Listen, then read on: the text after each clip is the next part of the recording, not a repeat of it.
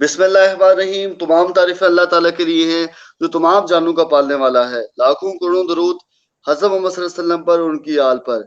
नाज़रीन किराम, आप देख रहे हैं प्रोग्राम पोस्टमार्टम और मैं हूं आपका मेज़बान नुमान तारिक। नाज़रीन किराम, आज का जो हमारा पोस्टमार्टम खुसूसी प्रोग्राम ये आज़ाद कश्मीर 2021 के इलेक्शन के बारे में है। इसमें हम आपको बताएंगे कि आज़ाद कश्मीर में इलेक्शन होने वाला है। इसके पार्टी बहुत सी पार्टियां अपना अपना मंशूर दे रही हैं। वो मंशूर कैसा है उस पर हम आज तफसीलन गुफ्तगू करेंगे। आज हमारे साथ जो शख्सियत तशरीफ रखती हैं वो किसी भी तारफ के मोहताज नहीं। ये एक बहुत बड़े साफ़ी हैं। इनका तारुफ मैं आपके साथ कराता चलूँ।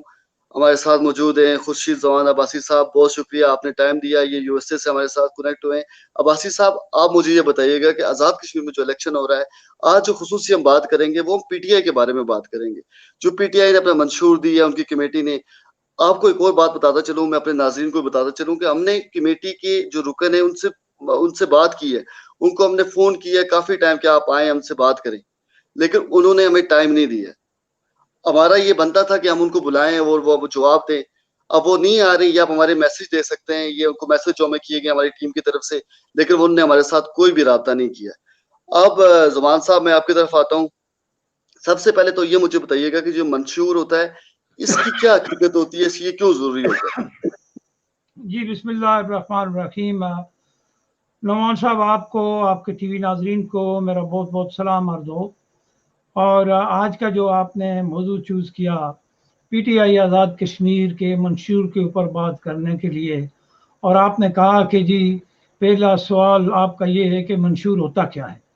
जी, किसी भी जमहूरी मुल्क में सियासी जमातें आवाम की शमूलियत के साथ इलेक्शन में जाने से पहले एक इंतखाबी मंशूर तरतीब देती हैं, जिसमें खित्ते की फलाह के लिए प्रोग्राम रखे होते हैं कि इस खित्ते में ये पार्टी बरसर इक़्तिदार आने के बाद करेगी क्या, इसके पास क्या क्या मंसूबे हैं। यानी ये तालीम के मैदान में, सेहत के मैदान में, मवासलात के मैदान में, या मालियात के लिहाज से क्या क्या प्रोग्राम रखती है, उससे रियासत के काम शेरी को क्या फ़ायदा होगा। इस मंशूर को फिर पार्टियां इलेक्शन के वक्त आवाम से मुतारफ़ कराती हैं और इसी की बुनियाद के ऊपर रायामा हमवार की जाती है, और वही रायामा उनको इस पॉलिसी, इस मंशूर को सामने रख के वोट देती है। मगर मैं आपसे एक गुजारिश करता चलूँ सरदार साहब कि पाकिस्तान और आज़ाद कश्मीर के अंदर जो मरवजा रियासी आइन है उनके ऊपर आज तक अमल दरामद नहीं हुआ। तो पार्टियों के मंशूर की बातें वो कहते होते हैं कि क्या पीधी और क्या पीधी का शोरबा। जिन मुल्कों में मरवजा रियासी कवानीन पे अमल दरामद नहीं होता, तो उन मुल्कों में इस तरह की पार्टियों के इन मंशूरों को कौन देखता है, अमली अब्बासी तौर पे साहब, क्या होता है। मैं यहाँ पे रुकूंगा और आपसे पूछूंगा, ये जो आइन है, ये आइन 8-9 रुकनी कमेटी ने बनाया। इस पे जो साइन किए गए वो बैरिस्टर सुल्तान महमूद ने किए। लेकिन जब आपको कंपेन के लिए वो उनकी टीम आती है, उसमें ना बैरिस्टर साहब का नाम ही नहीं है। और ऐसे भी इलेक्टेबल उन्हें शामिल किए जिनको पता ही नहीं आइन के बारे में, मंशूर के बारे में। वो पहले मुस्लिम कॉन्फ्रेंस में थे, वहां से लौटे हुए वो आगे नून लीग में, वहां से लौटे हुए वो आगे पीटीआई में। इनको कौन चला रहा है, कौन इनके पीछे है? जो आप आइन का देखेंगे, इनके मंशूर का देखेंगे, इंसाफ, खुशहाली, आजादी, ये जो लोग 5-5 साल से या बल्कि इससे भी ज्यादा 5-5 इलेक्शन जीत के वो असेंबली में जाते रहे, उस वक्त तक तो उन्हें कुछ नहीं किया। जब वो पीटीआई में आएंगे क्या वो पूरा करेंगे? जी, बिल्कुल, बड़ा जानदार सवाल किया है आपने। बिलाशुबा किसी रियासत की सियासी जमात से वाबस्ता लीडरों की कारकर्दगी को देखा जाता है, तज्ज़ियाती नुक्ता नज़र से उनके सियासी काम को देखा जाता है और उनकी अखलाकियात को देखा जाता है, उनके सादक और अमीन होने को देखा जाता है। और बदकिस्मती से पाकिस्तान और आज़ाद कश्मीर में पीटीआई की हुकूमत ने बड़े बड़े प्लान दिए, बड़े बड़े मंसूबे पाकिस्तान में भी सामने लाए गए। उस हकीकत से आप भी आशना हैं कि वहाँ क्या कर पाई पीटीआई। अब आज़ाद कश्मीर में वो इनकलाब बर्पा करेगी। और जिस तरह आपने लोटा क्रेसी की बात की, तो जमहूरियत में ये चीज़ जो है बिल्कुल बुरी नज़र से देखी जाती है कि कोई सियासी जमात का लीडर जो है वो हर सीज़न पे अपनी वफादारी को तब्दील करे। की जाती हैं वफादारियां तब्दील, कोई बड़ी कुछ जुर्म वाली बात नहीं है। मगर हर 5 साल के बाद अगर कोई नुमाइंदा अपनी वफादारी तब्दील करता है तो ये समझ लें कि वो सियासी तौर पे, अखलाकी तौर पे और रियासत की फलाह बहबूद और नजरियात के हवाले से उसके पास कोई प्रोग्राम नहीं है। वो सिर्फ प्रोटोकॉल को एंजॉय करने के लिए एक पार्टी से दूसरी पार्टी में जंप करता है। और आज़ाद कश्मीर की बदकिस्मत सियासत में ये एक रीत चली आ रही है कि जो भी हुकूमत मरकज के अंदर होती है उसी ने आज़ाद कश्मीर में अपना सेटअप बनाना होता है। तो ये उसी रीत परीत को लेके आगे चल रहे हैं। आपने देख तो लिया अब्बासी साहब पीछे ड्रामा किया क्यों जाता है, इलेक्शन का ड्रामा क्यों किया जाता है, आपस में नाराजगियां क्यों कराई जाती हैं, जब वफाक की हुकूमत ने ही आजाद कश्मीर में अपना क्या नाम है पार्टी बनाना होता है। फर्ज करें, मैं आपको एग्जांपल देता हूँ, पिछली हुकूमत नून लीग की थी, उससे पहले असद जरदारी की हुकूमत थी, तो वही पार्टी पीपल्स पार्टी ने वहां पे बनाया है। जैसे ही नवाज शरीफ साहब ने इक़्तिदार संभाला है, जैसे ही संभाला है, तो वहां पे आपको पता है कि ग्रुप बनने लगे हैं, वो तोड़ने लगे, उन्होंने कहा नहीं हुकूमत पूरा टाइम गुजारेगी। इसी तरह जब फारूक अदर साहब की गवर्नमेंट थी, एकदम पीटीआई की गवर्नमेंट आ गई है और ये बात चलने लगी है कि फॉरवर्ड ब्लॉक बन रहा है, फारूक अदर को निकाला जा रहा है। अगर ये आप सही कह रहे हैं कि जिसका वफाक में होता है वही आके जाके आजाद कश्मीर में भी करता है, तो फिर ये इलेक्शन करवाया क्यों जाता है? और कोई ऐसा कानून नहीं है कि एक बंदा 5 साल प्रोटोकॉल इंजॉय करके, पैसे इंजॉय करने के बाद, वजारत इंजॉय करने के बाद दूसरी पार्टी में चला जाए। और शेम ऑन उनके जो उनके लोग होते हैं, जो उनके कारकुन होते हैं, उनको तो नजरियात की अलिफ भी नहीं आती है। जो उनके साथ जाते हैं, सुबह वो शेर के नारे लगा रहे होते हैं, शाम को वो बल्ले की बात कर रहे होते हैं। ये कैसे हो सकता है? देखें जी, बात यह है कि मैंने आपसे गुजारिश की कि किसी सियासी सेटअप के अंदर काम करने वाले किसी भी सियासी रहनुमा के लिए सियासी और अखलाकी, समाजी, माशती तालीम का होना बड़ा ज़रूरी है। मगर हमारे हमारे यहाँ इस चीज़ का फुकदान है। जिस तरह पाकिस्तान के अंदर कबाइल और ट्राइब के ज़रिए सियासत में आया जाता है, इसी तरह आज़ाद कश्मीर में भी कबाइल को मुतारफ़ कराया गया है शुरू दिन से, और वही कबीलों से सरदारों को चुना जाता है जो खुद को सरदार कहते हैं। तो ये सरदारी का जो निज़ाम है, ये दूसरा आपने ये भी देखा कि जो आइन होते हैं रियासतों के, उनकी बड़ी तौहीन करते हैं ये लोग, चाहे वो पाकिस्तान का सियासतदान हो या आज़ाद कश्मीर का सियासतदान हो। इन्होंने कोई ऐसा अखलाकी कानून जो है नहीं बनाया। सादिक व अमीन की शिकें भी इन्होंने अपने आइन से निकाली हुई हैं, और एहतसाब के लिए भी इन्होंने बड़ी नरम किस्म की एक चीज़ उसमें रखी हुई है कि जी ताकि हम ना पकड़े जाएं। अच्छा, मैं आपको एक मजे की बात बताऊं, शायद मुझे आगे चल के वो याद ना रहे। इन्होंने जो पीटीआई का मंशूर अभी आप डिस्कस करने जाएंगे हम इस तहमीद के बाद, ये याद रखें कि पीटीआई के मंशूर में उन्होंने कहा है जी कि हम एहतसाब के लिए मेंबरान असम्बली पर मुश्तमिल एक स्क्रूटनी कमेटी कायम करेंगे। अगर हम इक़्तिदार में आ गए आज़ाद कश्मीर के, तो वो एहतसाब का तरीकाकार वज़ा करेगी वो कमेटी। अब उस कमेटी में यही बिके हुए लोटे आज़ाद हाँ, कश्मीर असम्बली के मेंबर बन जाएंगे। और फिर बाद में अगर पीटीआई स्क्रूटनी सिस्टम को लेके आएगी, तो क्या इन लोटों पे मुश्तमिल स्क्रूटनी सिस्टम कमेटी को आप और मैं या रियासत का कोई भी बादशाह हुशियारी मानेगा? देखिए कभी ना, नहीं। ये किरदार का चले हुए कारतूस हैं। देखिए, जो कारतूस चले होते हैं कभी यूज नहीं होते हैं। ये वो हाँ, लोग हैं, वो किसका हिसाब करेंगे? अपना करेंगे या किसी और का यही करेंगे? देखें जी, अब्बासी यही साहब मैं मुझे बताएं, जी ऐसा कोई कानून नहीं है हमारी रियासत में? ये जो हमारा एक्ट चल रहा है 1974 का जो चल रहा है, उसमें कोई ऐसा एक्ट मौजूद नहीं है कि जो लोटा हो जाए उस पर पाबंदी लगा दी जाए, वो इलेक्शन में नहीं जा सकता है। नहीं नहीं, देखिए इन्होंने इस तरह की कोई आइन साजी ऐसा चौदह तो नहीं की। अलबत्ता इनका एक इलेक्शन कमीशन का जो एक्ट है 2021 का, उसके अंदर इसका तज़किरा इन्होंने किया हुआ है। उसकी क्लास 31 की सब क्लास 3 के अंदर ये बात इन्होंने कही है कि पार्टी एफिलिएशन जो है वो मेंबरान नहीं तब्दील करेंगे। अच्छा, वो कहे उसमें लिखा ये है कि पार्टी एफिलिएशन को तब्दील करने से पहले आप पार्टी से इस्तीफा देंगे, फिर आप अगर मौजूदा गवर्नमेंट का हिस्सा है आप, यानी इस कानून साजी को मैं कानून साजी कहूँ या फ्रॉड साजी कहूँ, उसके अंदर फ्रॉड इन्होंने साजी।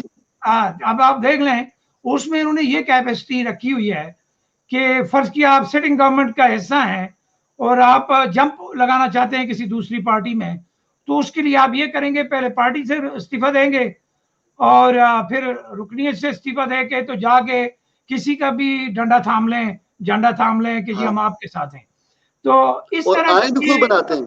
हाँ, और इस तरह की जो अहमकाना कानून साजियां होंगी तो उसमें शामिल ये लोग, अब ये चलें मुस्लिम लीग वाले ना सही, ये जो पीटीआई वालों ने जोर पकड़ा हुआ है कि हम आएंगे, और खान साहब ने कहा है कि मैं हर सूरत ये इलेक्शन जीतना चाहता हूं। अब इसके पीछे उनकी क्या सियासी पॉलिसी है, वो किस चीज को फतह करना चाहते हैं, ये भी एक अब्बासी बड़ा साहब इसी पॉइंट पे है। बात करते हैं। अब्बासी साहब इसी पे बात करते हैं। ये आपने सही बात की, वो किसको फतह करना चाह रहे हैं, क्या उनके पीछे मोटो है, जो हमारे दूसरे सियासतदान है वो क्या नारे लगा रहे हैं, ये सारा कुछ हम अपनी आवाम को बताते हैं एक एक करके। सबसे पहले मुझे ये बताएं जुमान साहब कि ये जो इंसाफ, खुशहाली, आजादी, ये इनका मंशूर का जो मेन पॉइंट है, इसके बारे में आप बताएं। देखें जी, इंसाफ रियासत पाकिस्तान समेत रियासत आज़ाद कश्मीर में कहीं भी नहीं है।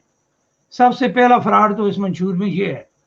अच्छा, इंसाफ की अब डेफिनेशन भी बता दें मैं तो आपको बताता हूँ अब्बासी साहब, इंसाफ इंसाफ की की डेफिनेशन भी बता दें हमारे नाज़रीन को। बिल्कुल बिल्कुल, इंसाफ की डेफिनेशन ये होती है कि रियासत के अंदर ऐसा मसावी शहरी हकूक का निज़ाम हो जो बराबर शहरियों को हकूक देता हो।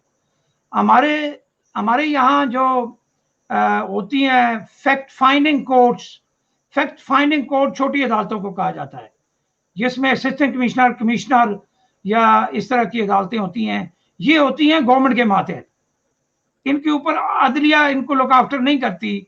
ये ना तो किसी अदलिया के बड़े किसी कमीशन या उसके अंडर आते हैं, ये होते हैं गवर्नमेंट के मातहत। आपको उठा के कमिश्नर लगा दिया, दूसरे अपने मन मर्जी के बंदे को उधर आपने असिस्टेंट कमिश्नर लगा दिया, डीसी लगा दिया। आप वो क्या फैक्ट फाइंडिंग करेंगे जिनको आप अपनी मर्जी से तैनात करेंगे? पहले इंसाफ की शिराजाबंदी तो यहां से होती है। नंबर एक, ये बात ध्यान में रख लें। अब आपका कोई केस होगा तो पहले वो अगर आप उसको फैक्ट फाइंडिंग कोर्ट में जाएंगे, थाने से वो जाएगा असिस्टेंट कमिश्नर के पास, असिस्टेंट कमिश्नर से होता हुआ वो जाएगा ऊपर कमिश्नर से, या अगर उस केस की नौयत ऐसी है तो वो किसी लोकल अदालत को दे दिया जाएगा। मगर फैक्ट फाइंडिंग कोर्ट्स, याद रखिए कश्मीर के लोग, कि इसमें ये लोग शामिल होते हैं जो हुकूमत के खुद लगाए हुए लोग होते हैं। यहां से इंसाफ की स्टार्ट होता है, जो एक गरीब आदमी का इंसाफ होता है। पटवारी ने सरदार नोमान तारिक की जमीन अगर मेरे नाम करनी है तो वो कर जाएगा, पैसा चलानी और काम हो जाना है, वो कर जाएगा। अच्छा, उसके बाद इंसाफ की अगली पौड़ियां मैं आपको बताता हूं। आपने कहा इंसाफ की तशरीह करें, बड़ा अच्छा सवाल किया आपने। ये तो पहली पौड़ी है इंसाफ की। उसके बाद इंसाफ की सबसे बड़ी पौड़ी आती है कि उस रियासत के अंदर मरवजा आइन एक्ट क्या है।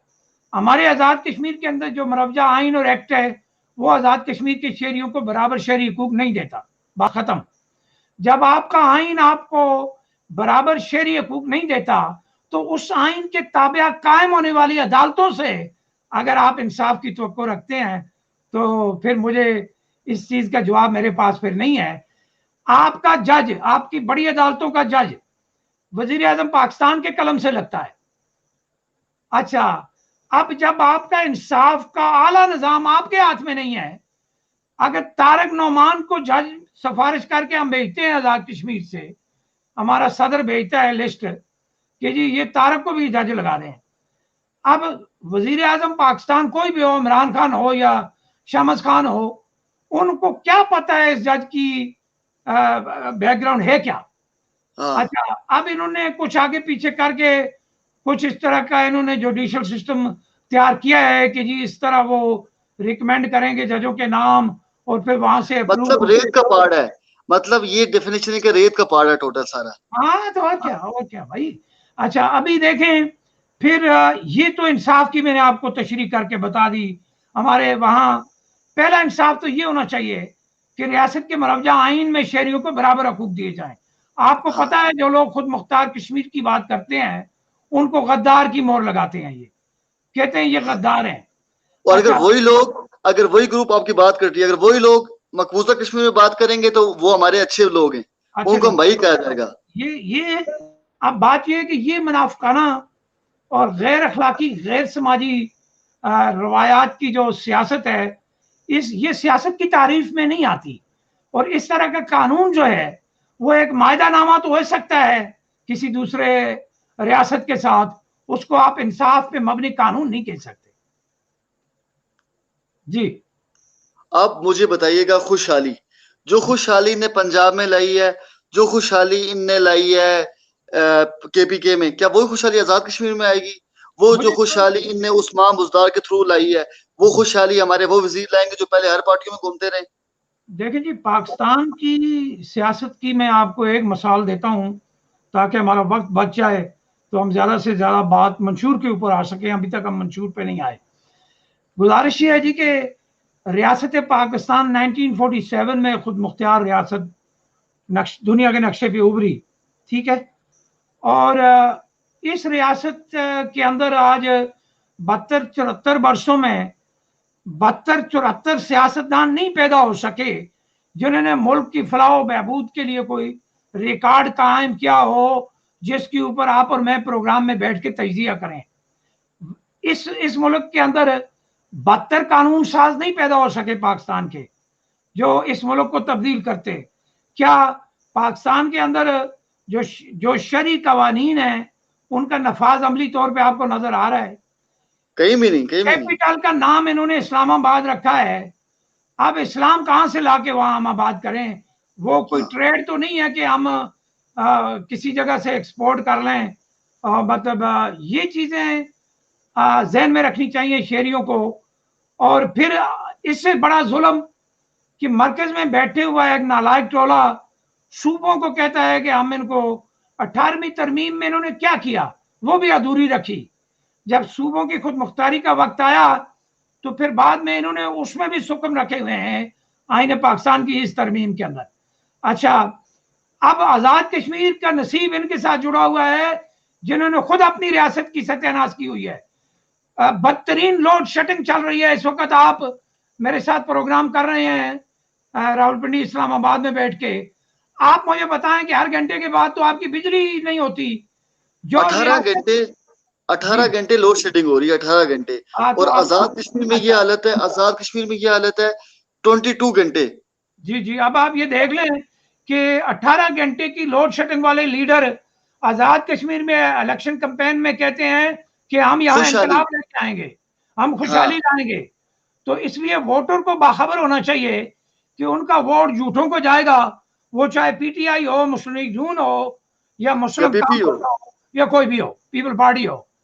बुनियादी तौर पे जो भी आजाद कश्मीर का लीडर पाकिस्तान की सियासी जमातों से लिपटा चिपटा है, उसके बैकग्राउंड को सर्च करने के लिए आपको 1 साल या 1 सदी नहीं लगेगी।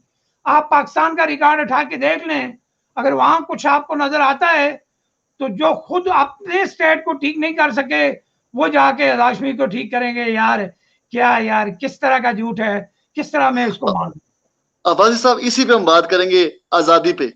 आजादी की बातें करते हैं, इमरान खान ने ये कर दिया, वो कर दिया, ख्वाजा हमारे जो कुरैशी साहब हैं उनने ये कर ली, जो यूएन में तकरीर हुई थी, बहुत मशहूर हुई थी तकरीर, वो आपको याद है? किसी बंदे को याद नहीं है। किसी बंदे को, देखिए वहां वो तकरीर रह गई है। मोदी ने 5 अगस्त वाला कर लिया काम, सारा कुछ हो गया। क्या तकरीरों से मुल्क कभी आजाद हुए हैं?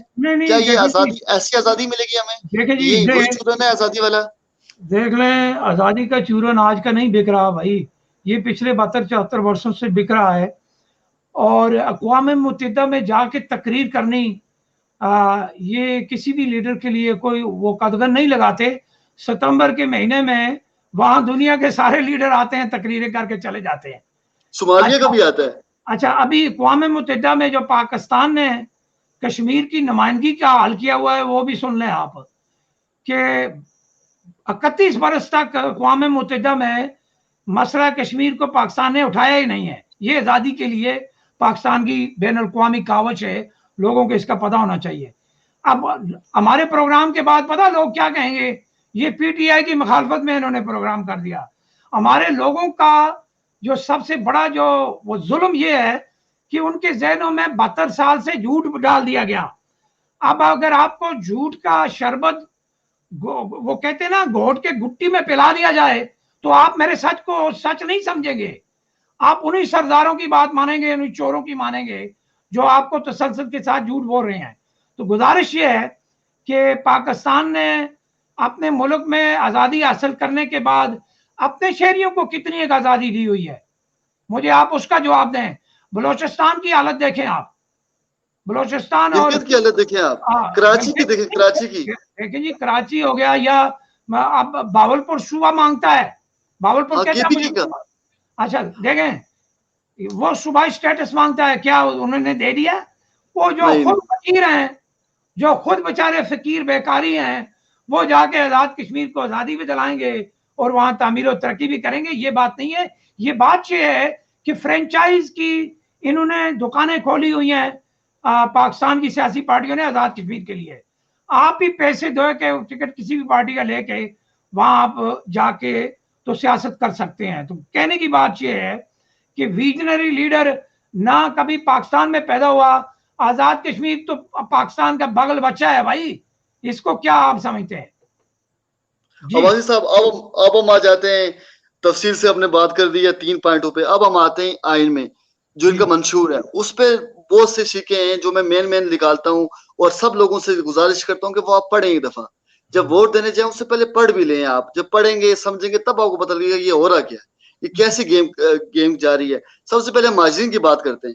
इसमें बहुत से लिखे हुए जो कहानियां लिखी हुई बहुत सारी। सबसे पहले भी हम जो हमारा हम इस पे आएंगे वो हम माजरीन के बारे में आएंगे।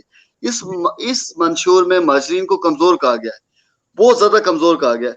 ये क्यों, उसकी वजह क्या है, ये आप हमारे नाज़रीन को बताएं। जी बिस्मिल्लाह जी। बात ये है सरदार साहब कि पहली बात तो ये है कि मैं उस दिन पे मातम करता हूँ जिस दिन रियासत जम्मू कश्मीर के शहरियों को इन्होंने क्लासेस के अंदर डिवाइड किया, और उस लीडरशिप की मैं सोच पे मातम करता हूँ जिस लीडरशिप ने रियासत जम्मू कश्मीर के शहरियों के साथ माजर का लेबल लगाया। अच्छा, अब अगर आपको मैं बैन अवी तौर पे माजर की तारीफ करके बताऊं तो उसका तो यहाँ इतलाक नहीं होता, मगर एड और ट्रेड के लिए इन्होंने इनको जो डिस्प्लेस्ड लोग हैं जो रियासत के, इनको इन्होंने माजर की कैटेगरी में फाल करके ऊपर से इसकी दुकानें खोल दी, 12 सीटें निकाल दी माजरों की। वो फ्राडी जो पाकिस्तान से जाके वहाँ करते हैं सियासत में हिस्सेदारी और वहाँ से पैसा खाते हैं, याशी करते हैं। तो ये तो पहली बात तो ये है कि जी ये महाजर की तौहीन की गई है उनको मजलूम तबका कह के। वो लोग जिन्होंने अपनी नस्ल कुर्बान की अमली तौर पे रियासत जम्मू कश्मीर के अंदर, जिन्होंने अपने नौजवान बेटे बेटियां, हमारी बहनों ने अपने सुहाग उजड़े, उनको ये माजर कह के तो इनको मजलूम कहते हैं। अबे बावलो, मजलूम तो तुम हुए, आप लोगों ने, इन मंशूर बनाने वालों ने, इनसे पूछे ना, इनकी कोई कुर्बानी है तो सामने लाएं। ये तो जलसा नहीं करते उन महाजरों के हक में, और उनको महाजर तबका में डिक्लेयर करके इन्होंने रियासत जम्मू कश्मीर के शहरियों की इंसल्ट की है, तौहीन की है, जो सियासी, अखलाकी, समाजी और बैन अवी कवानीन के तहत सरासर गलत और खिलाफ हकायक और रियासी शहरी की तौहीन के बराबर है।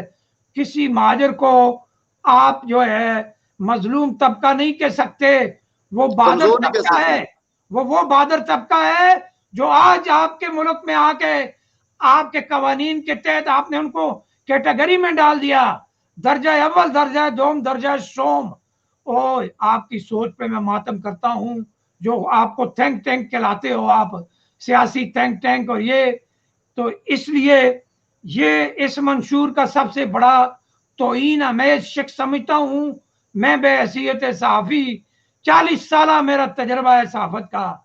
मैंने प्रोग्राम में इसलिए आपको गुजारिश की थी कि पीटीआई की मंशूर कमेटी के चेयरमैन को लाएं, और मैंने हमने मैसेज किया उनको, आपने भी बात की है, ख्वाजा साहब से बात की, वो नहीं आए, आपका फोन भी बंद कर दिया गया है और वो नहीं आए, ताकि उनके सामने बात होती। ये मंशूर हमारा जो है हम सबको सेंड करेंगे, सबके पास होगा भी, ये सब पढ़ लें। हम कोई ऐसी बात नहीं करें जो मौजूद नहीं है, ये सब उसमें मौजूद है। उन माजरों के बारे में बात की जा रही है जिन्होंने अपना सब कुछ लुटा दिया, माँ ने अपने बेटे को लुटा दिया सिर्फ इस पाकिस्तान और इस कश्मीर की खातिर, उनको आप कमजोर कह रहे हैं। और फिर माफी मांगनी चाहिए पूरी ये देश में सितम जरीफी एक और आपके साथ में शेयर करता चलूं कि महाजर को मजलूम तबका कहने वालों, आपको इतनी शर्म नहीं आई? आप, इन्होंने लिखा हुआ है कि जी हमारे मंशूर में तरजीह है रियासत जम्मू कश्मीर का मसला। उसी तरजीह में तो सबसे पहले तो महाजर की तौहीन कर दी ना आपने। ये तो तरजीह ना हुई। This is contradicted with the first point, जिसमें ये कह रहे हैं मंशूर कि हम रियासत जम्मू कश्मीर का जो मसला है वो हमारी तरजीह बुनियाद है। अगर वो तरजीह होता तो महाजर की तारीफ एक मजलूम न की जाती। लिहाजा मैं मातम करता हूँ इस थिंक टैंक की सोच पे। और इसके ऊपर जिसने साइन किया बैरिस्टर साहब का तो आपको पता ही है, वो तो पार्टी बदल के इक्तदार लेने वाला बंदा है, वो किधर थिंक टैंक में आता है। देखिए ना, मैंने तो अपने मुतअद्दिद प्रोग्राम में ये बात की है। मैं करता हूँ, रिकॉर्ड पे बात रखता हूँ। मैं कहता हूँ आए डिबेट करें मेरे साथ अगर मैं गलत हूँ, मगर नहीं, आपने देख लिया जब आपने मेरा बताया तो मंशूर कमेटी के चेयरमैन को, तो उसने इनकार कर दिया आने से।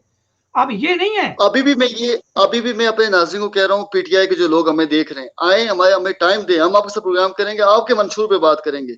जो मंशूर आपने लिखा है वो दिखाएंगे सबको, उसमें क्या क्या लिखा गया है। अब अब्बासी साहब हम दूसरी तरफ चलते हैं। एक और चूरन बेचा गया है, वो बड़े मजे का चूरन है, वो मैं आपको समझाता हूँ, बताता हूँ और अपने नाज़रीन को भी बताता हूँ। वफाकी पॉलिसी अदारों में वहां भी आपको नौकरियां मिलेंगी, इसका क्या मतलब है? अच्छा देखिए जी, इसके अंदर मैं आपको ये बताता हूँ। ये कहते हैं कि आज़ाद कश्मीर के जो मौजूदा स्टेटस है इसको मुतासर किए बगैर हम क्या करेंगे। आज़ाद कश्मीर के जो महकमे हैं, अमीन जो मालियाती अदारे हैं पाकिस्तान में, उनमें हम देंगे। अच्छा ये झूठ, अभी मैं आपको अभी बताता हूँ। अच्छा ये जो जिस तरह कौमी मालियाती कमीशन है, इसी तरह इक्तिसादी काउंसिल है, इसी तरह मुश्तरका मफादात की काउंसिल है, वो कहते हैं जी कि इसमें हम इसकी नुमाइंदगी को यकीनी बनाएंगे। अभी बात को गौर से सुनना है। आइन और कानून के तहत ही ये कुछ होगा ना, ऐसे तो नहीं हो सकता ना। यानी जब आप किसी रियासत के चीज़ों को किसी दूसरी जगह पे अलग सेलेक्ट करेंगे तो उसके लिए कोई लेजिस्लेशन करनी पड़ेगी, कानून में तरमीम करेंगे, उसके बाद ही ये सब कुछ हो पाएगा ना। अच्छा अब दो बातें हम जहन में रख लें। सबसे पहली, इस मंशूर के अंदर पीटीआई ने ये नहीं कहा कहीं भी कि हम आज़ाद कश्मीर में मरवजा जो एक्ट 74 है उसको तब्दील करेंगे, रियासत जम्मू कश्मीर के शहरियों को बराबर शहरी हकूक देंगे। इसमें उन्होंने कोई इस तरह की बात नहीं की। अच्छा अब उन्होंने ये बात इसलिए की कि इसके पीछे इमरान साहब की सोच है। इसके पीछे एक टैंक के पीछे एक टैंक होता है हमारे मुल्क में, उसकी सोच है। हाँ वो जो हमेशा आ रहा है वो टैंक तो नहीं है भाई साहब जो हरता है हमेशा। अच्छा देख लें, लोग समझते हैं, लोग समझ जाएंगे मेरी बात को। अच्छा अब इन टैंकों की पॉलिसियां, अच्छा अब इसके लिए उनको ये करना पड़ेगा, बल्कि आज़ाद कश्मीर के चंद पाकिस्तान नवाज कानून साजों ने और कानून को समझने वाले लोगों ने लिख के दिया था पाकिस्तान को कि आप अपने आइन की 257 की शिक में तब्दीली लाएं और उसमें लिखें कि ता तस्विया रियासत जम्मू कश्मीर में इस्तिस्वाब राय होने तक हम इस खिते को अबूरी सेटअप के तौर पे सूबा बनाते हैं। अच्छा ये सारे अदारों में ये किस तरह स्टेटस मुतासर किए बगैर ये बात होगी। अब ये झूठ आप यहां से पकड़ लें। 257 पाकिस्तान के आइन की कहती है कि रियासत जम्मू कश्मीर पाकिस्तान का हिस्सा नहीं है। अच्छा वो ऐसा कब बनेगा, जब प्लेबिसाइड का वक्त आएगा तो वोटिंग होगी, रियासत के शहरी ये फैसला करेंगे और उसके बाद डिटरमिन होगी कंडीशन कि हम किन कंडीशन के साथ एक्सेशन टू पाकिस्तान करेंगे, नंबर 1। नंबर 2, जो स्टेटस ये बात करते हैं ना कि कश्मीर के स्टेटस को मुतासर किए बगैर, कश्मीर का जो स्टेटस अक़वाम मुत्तहिदा में पाकिस्तान को जिम्मेदारी दी गई थी वो 4 चीजें हैं। उन 4, अच्छा उनमें एक आ जाता है दफा, मुआवजात और उसके बाद आपका यानी आप करेंसी वगैरह नहीं बना सके, ठीक है जी। अच्छा ये रिस्पॉन्सिबिलिटी थी उनकी। और फिर उस सबसे खूबसूरत चीज उन्होंने ये कहा था कि आप एक प्लेबिसाइड एडवाइजर बनाएं आज़ाद कश्मीर के अंदर। आज़ाद कश्मीर के आइन 74 की दफा 11 में लिखा हुआ है कि रियासत के अंदर प्लेबिसाइड एडवाइजर तैनात किया जाएगा जो राय शुमारी के लिए काम करेगा। अच्छा, क्या पिछले 50 सालों से जब से ये अबूरी एक्ट बना है, क्या उन्होंने इस शेक के ऊपर अमल किया? कभी आपके 5 जो लैंड अफसर जाते हैं पाकिस्तान से, वो उनकी तैनाती के लेटर पे लिखा जाता है कि ये माहिदा कराची की क्लास 8 के तहत चीफ सेक्रेटरी को तैनात किया जाता है। अच्छा, क्या लोगों को पता है आजाद कश्मीर के लोगों को वो माहिदा कराची क्या था? उसमें ये जो लीडर है ना, जो आज तलवे चाटते हैं पाकिस्तानी सियासतदानों के, इनके बड़ों ने लिख के दिया हुआ है। वो नाम भी काइंडली वो नाम भी बता दें हमारे लोगों को। माहिदा कराची जो हुआ था ना, माहिदा कराची किया था गुरमानी साहब के साथ, वो बेमहकमा वजीर थे। उसमें एक चौधरी गुलाम अब्बास थे और दूसरे सरदार इब्राहिम साहब थे। अच्छा, अब इन लोगों ने वहां साइन करके दिया कि जी आप खारजा पॉलिसी कश्मीर के आपके हवाले। आपको पता है ना कि 4 अक्टूबर 1947 को एक इनकलाबी हुकूमत तश्कील की गई थी जिसको आजाद कश्मीर की तारीख से निकाल दिया गया है। उस अबूरी काबीना के अंदर आपके आजाद कश्मीर का दफा और खारजा दोनों वजारतें मौजूद थी, दोनों वजारतें उसके अंदर मौजूद थी। अच्छा, फिर इन्होंने 24 अक्टूबर 1947 को एक हुकूमत बनाई जिसका सरबराह इन्होंने सरदार इब्राहिम साहब को बनाया था और उसका कैपिटल था जंजाल हिल।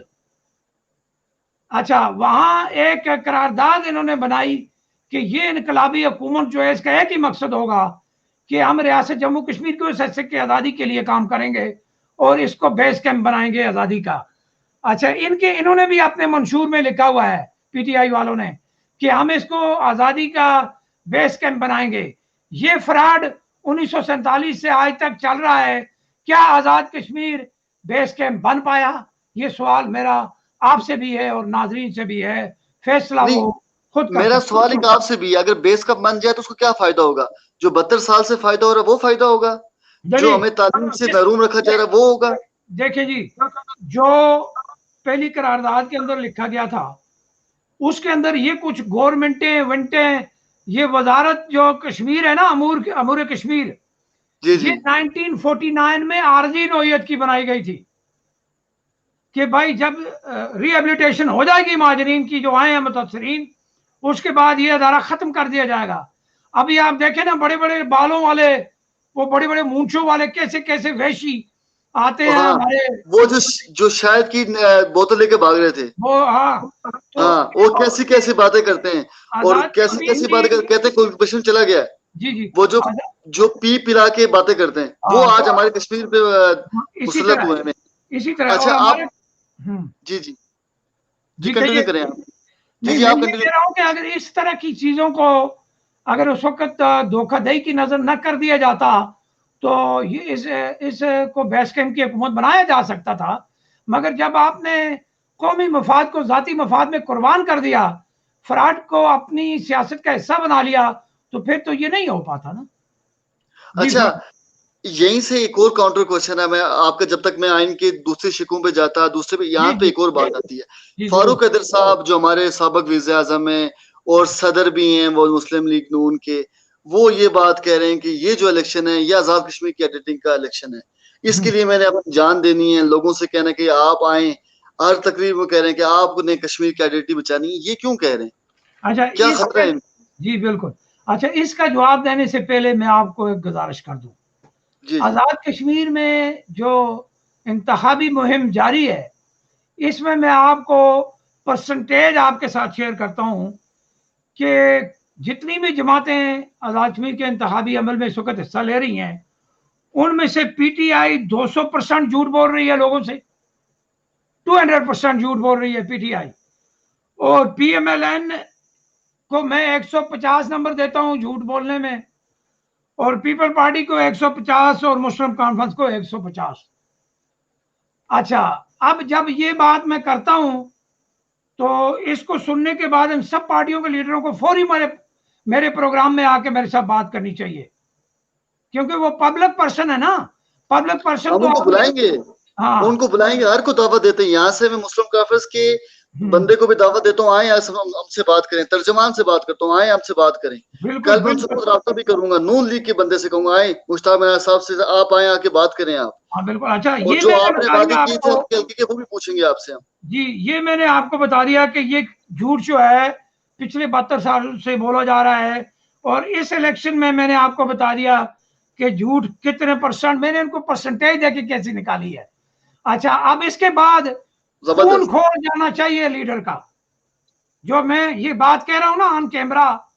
उसके बाद आजाद कश्मीर के इन लीडरों को, जिनकी पार्टियों को मैंने कहा है, इनमें सारे के सरबराह, बैरिस्टर सुल्तान साहब को, राजा फारूक अहमद साहब को, मेरे भाई चौधरी लतीफ अकबर को और सरदार अतीक साहब, इन चारों को तो फौरी मुझे प्रोग्राम में आके तो मुझे बताना चाहिए कि आप होते कौन है ये बात करने वाले। मगर कब आएंगे वो, ये वक्त अल्लाह करे वो वक्त आए। आप हम उनसे लेके बात करेंगे। आप हाँ मुझे बिल्कुल। बताएं, ये फारूक अहमद साहब वाली बात बता दें मुझे, अच्छा, कि फारूक अहमद साहब। फारूक अहमद साहब जो बात कर रहे हैं ना रियासत की शनाख्त का, जब वक्त आएगा ना तो फारूक अहमद साहब सबसे पहले दस्तखत करेंगे रियासत की शनाख्त को खत्म करने के लिए। ये बात याद रखें, नंबर 1। ये वो फारूक अहमद साहब हैं जिन्होंने 2016 में दारुल हुकूमत के मुंतकिली के हवाले से इलेक्शन मुहिम में कैंपेन की थी कि जी ये दारुल खिलाफा उठा के यहाँ से ले जाया जा रहा है, तो आज़ाद कश्मीर के लोगों, मुजफ्फराबाद के लोगों मेरा साथ दो। फिर फारूक अहमद साहब ने 2016 की इंतखाबी मुहिम में कहा था कि 3 महीने में बलदियाती इलेक्शन कराएंगे। अच्छा, ना दारुल खिलाफा कहाँ गया, ना फारूक साहब ने बलदियाती इलेक्शन का वादा किया। अब फारूक खान एक और वादा साहब, किया था, आपकी बात कट रही है, एक और वादा किया था कि मैं ये जम्मू और वादी की जो सीटें हैं, इनको मैं खत्म करा दूंगा। हाँ तो ये इनको आवाज लीग इन्होंने, के। हाँ। जी इनको इन्होंने 13वीं तरमीम में पक्का कर दिया आजाद कश्मीर के आइन में। अच्छा, फिर ये जो दावा करते हैं फारूक साहब के मैंने मालियाती मामला काउंसिल से वापस ले लिया, एक काउंसिल का मामला वापस लेने के बाद 30 तरह की कानून साजी इन्होंने पाकिस्तान के हवाले कर दी, जिसमें आजाद कश्मीर असेंबली का कोई इख्तियार नहीं होगा। अच्छा, इसके बाद ये कहते हैं जी कि रियासत की शनाख्त को खतरा है। और यार अल्लाह के वास्ते हाथ जोड़ता हूँ यार, ये फराड बंद करो। अच्छा, दूसरी तरफ पीटीआई का मंशूर कहता है कि वे वफाकी पॉलिसी साज अदारों में हम नुमाइंदगी देंगे आजाद कश्मीर को। वो तो इस बात नुमाइंदगी, को समझ, हाँ अबाजी साहब, इस बात को हम समझ सकते हैं कि राजा साहब ठीक कह रहे हैं, थोड़ा हाँ। बहुत उनकी जो बात है वो ठीक है। अच्छा नहीं, अब आप देख लें उसका जवाब तनवीर इलियास साहब ने अपनी हाँ। कैंपेन में कहते हैं ऐसा कुछ नहीं होगा। अच्छा, अब जब इनके पास इक्तदार आ जाएगा, उसके बाद वही होगा जो पाकिस्तान चाहेगा, और उसके ऊपर फारूक साहब भी अगर मेंबर असेंबली बन के आ गए तो वो भी मोहर जब्त करेंगे। तनवीर साहब तो होंगे ही पीटीआई के मुकर्रर करदा मुंशी, तो अच्छा वो इन्हें अच्छा वो ये इस बात को क्यों डिफेंड कर रहे हैं कि यार, कि ये जो कश्मीर सूबा बन रहा है इसको बनना नहीं देंगे, अब उस सूबा कुछ नहीं बनेगा, ये इसकी ये जो हैसियत है ये बरकरार रहेगी। ये वजाहत करने की जरूरत क्यों पेश आ रही है? इसलिए आ रही है ताकि वो कहते हैं कि फारूक के कहने पे लोग वोट उधर न दे दें, वो लोगों को अपनी तरफ देखे ना। झूठ की कोई टांगे नहीं होती। अब बोलना बोलना पीपल पार्टी ने भी झूठ है, मुस्लिम कॉन्फ्रेंस ने भी झूठ है, और पीटीआई ने भी झूठ है, और नून लीग वाले भी बोल रहे हैं। अब इस लेकिन झूठ को ना लोगों को कंफ्यूज किया जा रहा है। 200% झूठ बोल रहा है पीटीआई। हाँ अब बिल्कुल, आप वो झूठ बताएं, एक और काउंटर क्वेश्चन आ जाता है, ये हम उसकी तरफ नहीं जा रहे हैं आइन पे। ये जो हमारे तनवीर इलियास साहब इलेक्शन लड़ रहे हैं, ये किस बेस पे इलेक्शन लड़ रहे हैं? इनका क्या सियासी बैकग्राउंड है? उसके बाद क्या ये पैसों की भी के सोर्स पे लड़ रहे हैं? और पार्टी में पैराशूटर आ गए हैं, और आप आपको देखेंगे कि मंशूर में भी इनका ही हाथ है, बाकी भी सारा इन्हीं का हाथ है। क्या ये ज्यादा, अभी कि ये ज्यादा वो पॉलिश में ज्यादा मास्टर हैं? बिल्कुल यही कुछ है। देखिए जी, बात सुने, आज़ाद कश्मीर में पाकिस्तान को इसी तरह के बंदे चाहिए जो झूठ बोलने वाले हों, जो रियासत के वकार को तबाह करने वाले हों। तो इस बार उनकी नज़रों में यही आए है कि भाई ये हमें काम देगा, हमारा मोहरा बनेगा वहाँ। तो ये रबड़ स्टैंप की तरह के लोग हैं, और रबर स्टैम्प का आपको पता है जिधर मर्जी बेंड कर लें, वो जिधर मर्जी लगा लें। तो इससे ज्यादा मैं इनकी और क्या तारीफ करूं, आपके प्रोग्राम में काम की बातें होनी चाहिए। आप इन पे बात करके तो क्यों तौहीन करते हैं अपने प्रोग्राम की। जी नहीं, अब इसके बाद हम आ जाते हैं इनके मंशूर में एक जबरदस्त बात है जिसकी आप तशरीह करेंगे वो उसके बाद और ही जबरदस्त हो जाएगी कि जी खातून मोहतसब मुकर्रर करेंगे। हाँ जी इसकी जरूरत बिल्कुल, क्यों ये पेश आई और ये शरई और आईनी क्या हैसियत रखती है, ये बहुत तफसील से खूबसूरत बयान बात, करें। आपकी बड़ी खूबसूरत बात है। ये इन्होंने लिखा हुआ है जी कि आज़ाद कश्मीर में ख़वातीन मुलाज़मीन को हरासा किया जाता है और उनको उनके मामलात को, ख़वातीन के मामलात को रियासत में हम लेके आएंगे और ख़वातीन को हम तहफ़्फ़ुज़ देने के लिए एक खातून में से ही मोतसिब जो है वो लगाएंगे, जो फैसले करेगी ज़्यादतियों के या सर्विसेज रूल्स में अगर ख़वातीन की किसी जगह तौहीन हो रही है, उनकी मेरिट की पामाली हो रही है, तो उसको हम देखेंगे। अच्छा, ये भी एक फ्रॉड है जी। ये फ्रॉड इसलिए है कि आज़ाद कश्मीर का जो आइन है वो कहता है रियासत का जो सुप्रीम लॉ है वो इस्लाम है। ऐसे ही है। अच्छा, उसका आर्टिकल 3 उठा के पढ़े, आपको पता चल जाएगा। अच्छा, अगर रियासत का सुप्रीम लॉ इस्लाम है तो फिर इस्लाम के मुताबिक आप खातून को जज या काजी नहीं लगा सकते। इस पे आइमा अरबा का बहुत बड़ा फतवा मौजूद है, अगर लोगों को चाहिए तो वो भी हम शेयर कर सकते हैं, किसी को जरूरत पड़ा हम दिखा देंगे। तो जो इस्लामी आइन को जानता है, जिसने इस्लामी आइन की तशरीह पढ़ी है, वो जरूर एग्री करेगा, उसको कोई भी एविडेंस की जरूरत नहीं पड़ेगी, उसको हाँ, पता है ये सारा। अच्छा, ये अब इसलिए इसके साथ इन्होंने एक और कमाल की चीज जोड़ी है जिससे नौजवान नस्ल को बर्बाद करने की बहुत बड़ी हाँ, साजिश है। वो है, इंसानी हकूक, ना ना, इंसानी उससे हकूक भी की मैं आपको शंका है। इंसानी हकूक से भी पहले ख्वातीन की बात हो रही है। मैं जी आपको जी। थोड़ी सी तशरीह करके बता दूं। वुमेन प्रॉपर्टी राइट बिल ये कहते हैं हम लेके आएंगे, जिसमें जायदाद, जहेज और तलाक और खानदानी झगड़ों समेत मुफ्त किस्म की कानूनी मावनत देंगे ख्वातीन को। अच्छा, अब आप मुझे ये बताएं कि अगर हमारी रियासत का लॉ, सुप्रीम लॉ इस्लाम है, तो शरीयत तो खवातीन के पहले से दे हकूक, रहे हैं। वो हकूक की हुक्म हमारे पास पहले से मौजूद है। आज़ाद कश्मीर के अंदर शरीयत कोर्ट्स मौजूद हैं। उसके बाद ये खवातीन लाएंगे अपनी मर्जी की कोई, तो अयाश मतलब अयाशियां ये करने तो वाले लोग ये हैं। कोई मोहब्बती गैंग, ये कोई आजाद कश्मीर मोहब्बती गैंग तो नहीं आ रहा है जो डी नहीं नहीं, चौक में हुआ था देखें जब आप, 126 दिन।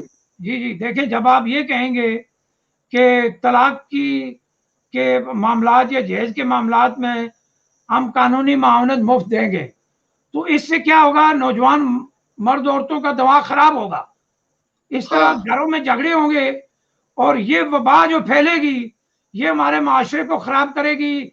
इसमें तलाक की शरह के बढ़ने का खतरा है। अल्लाह ताला फैमिली हमें सिस्टम माफ खराब करे। होगा, जब फैमिली देखे ना, सिस्टम खराब होगा। हाँ, तो इससे जब नौजवानों के जहन में ये आ जाएगा मर्द और औरत के कि अगर मेरे खामद ने मेरी बात ना मानी तो मुझे तो मावनत मिल जाएगी दूसरी तरफ से, जाओ छोड़ दो इसको, मैं और कर लूंगी, तो उससे क्या होगा, उससे माशरे के अंदर जो है खराबियां पैदा बिगाड़ पैदा होगी होगा।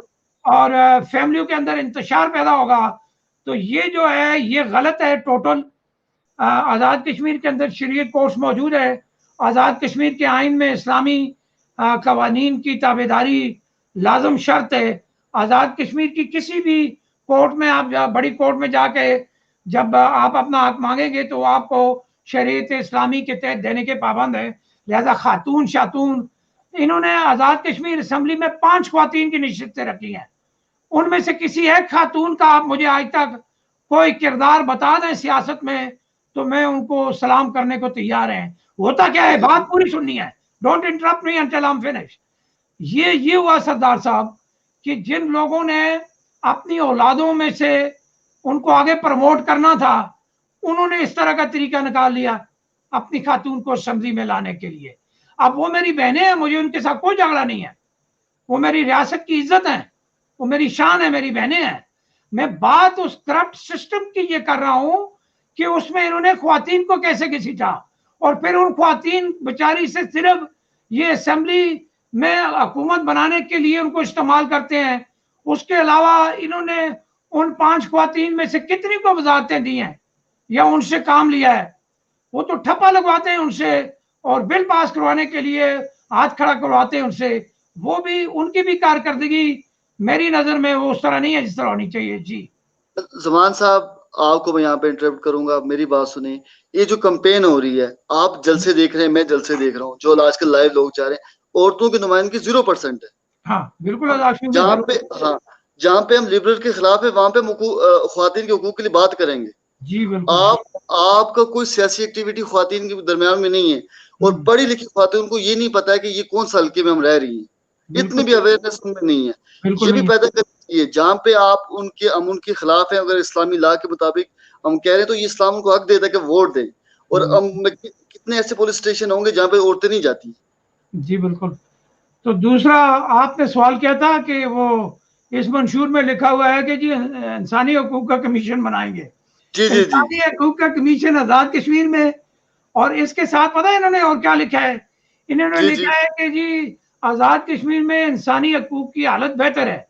यार, आजाद कश्मीर में जितनी पामाली है इंसानी हकूक की, इतनी शायद पाकिस्तान में भी नहीं है। आप देख सकते हैं जाके ऑन ग्राउंड लोगों के साथ क्या हो रहा है। अच्छा, फारूक अहमद साहब ने जो लॉ पास किया था, लोगों को नौकरियों में उन्होंने मुस्तकिल कर दिया, वो भी चैलेंज हुआ है आजाद कश्मीर के हाईकोर्ट में। अच्छा, अच्छा। अब आप, हाँ, अब वो भी देखें ना। यानी आप किसी का हक मार रहे हैं, आप पहली इंसानी हकूक की पामाली तो ये कर रहे हैं कि आपके पास कोई ऐसा सिस्टम अभी तक नहीं है जिसके अंदर से सियासत की मुदाखलत ना हो, नंबर एक। नंबर दो, आपका आइन शहरियों को बराबर हकूक नहीं देता, तो उधर जिस आइन के ताबे हुकूमत चलती है वो हाँ, शहरियों को बराबर हकूक नहीं देता। ये इंसानी हकूक लेके आएंगे। यार, कोई झूठ बोलो, जिसका कोई आगे हो कि पीछे हो, ये भी एक फ्रॉड ये है लोगों से। वो तो सही कि देखिए, इंसानी हकूक कमीशन तो कायम हो गया, सारे लोटे तो उन्होंने अपनी तरफ ले लिए ना। हाँ, ये हो फर्ज गया। करें ये हुआ जी अच्छा, अब इसके बाद जो है ना, हम आखिर पे बात करेंगे। आखिर पे मैं हमसे जो आखिरी सवाल मैं आपसे करूंगा, वो करूंगा एक और जो ना चूरन बेचे टेक्नोलॉजी के हवाले से। क्या हम यहाँ पे टेक्नोलॉजी लाएंगे, 4G लाएंगे, 3G लाएंगे, ये बारे में भी आप बताएं। अच्छा, देखें जी, जो मवासलात का निज़ाम है, अभी हाँ हमने प्रोग्राम में पहले बात कर दी कि हाँ मवासलात का निज़ाम पाकिस्तान के पास है, इनके पास नहीं है। वो इंटरनेशनल रिस्पॉन्सिबिलिटी के तहत पाकिस्तान के पास है। मवासलात, डाक, ये वो सब कुछ आपको पता है। वो हमने तशरीह उसकी बता दी है, हमारा कराची में भी है हाँ और आज़ाद कश्मीर के 174 के अंदर भी लिखा हुआ है। ये देखें जी, फ्रॉड है। ये फ्रॉड करते हैं उन जंगलों में जहां हमारे मवेशी अपने चारे के लिए जाते हैं, तो मुर्दा हालत में हम उनको उठा के लाते हैं, जबा करते हैं उनको, ये अल्लाह करे हलाल हो जाए। उस एरिया में इन्होंने सड़क नहीं बना सकी। हमारे पास ना एयरपोर्ट है, ना कोई तालीमी अदारा है, और ना कोई बाकी चीजें हैं। तो इस इतने बड़े झूठ से मेरा ख्याल है कोई कोई फर्क नहीं पड़ेगा। आजाद कश्मीर के लोग वैसे भी आदी हो गए हैं, पहाड़ों में रहते हैं हम लोग। मैं पहाड़िया हूं, मैं अपनी डेफिनेशन करता होता हूं कि हम, हमारी गैरत, हमारी सियासत की कारकर्दगी ये है कि हमने अपने रियासत में डैम बनवा लिया पाकिस्तान के लिए। बिजली नहीं है हमारे पास, हमारी हाँ। लीडरशिप ने हमें बिजली नहीं दी। हमारी माए बहनें आज भी घड़े सरों पे हटाती हैं, पानी के लिए जाती हैं दूर दराज। और अच्छा, इसमें ये जमान साहब। रियासी ये रियासी सियासतदान, जिनके अंदर इतनी गैरत नहीं आई पिछले 72 सालों से कि माओ बहनों के सरों से ये घड़े उठा लें। जो वजीर बनता है, असेंबली मेंबर बनता है, वो करोला कार में आता है, तो जब इक्तदार खत्म होता है तो उसके साथ चेक करें तो आपको पता चलेगा कि वो ट्रिलियनर होके गया है। उसने क्या किया? उसने वही वसाइल लूटे। और वजीर क्या करते हैं, जब स्कीमें इनको देते हैं ना, ये आगे अपने मुंशी रखते हैं कंपनियों में, ठेकेदारों में, काम यही करवा रहे होते हैं।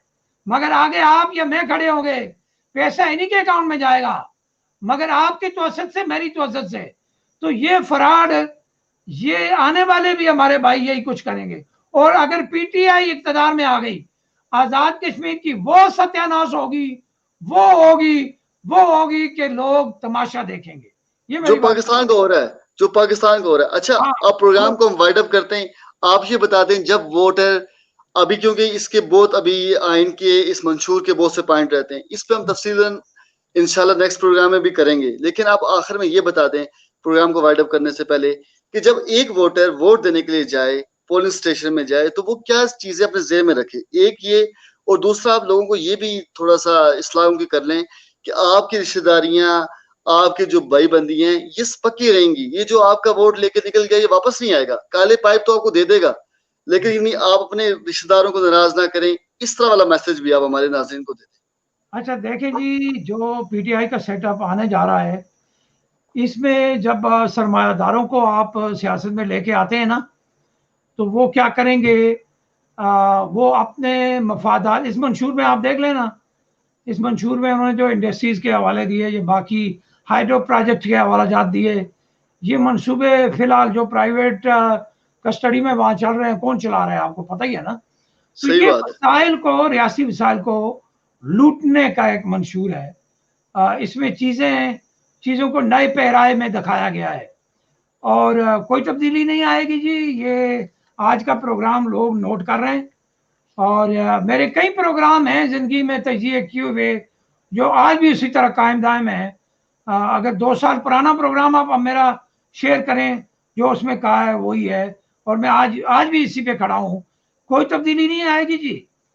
अलबत्ता बदतरीन हालात होंगे और सरमायादारी की जाएगी मंसूबों के नाम पे और इस तरह के फ्रॉड करा के इन लोगों ने देखे ना। अब ये भी अफवाह है कि पीटीआई से 5-5 करोड़ के टिकट खरीदे गए।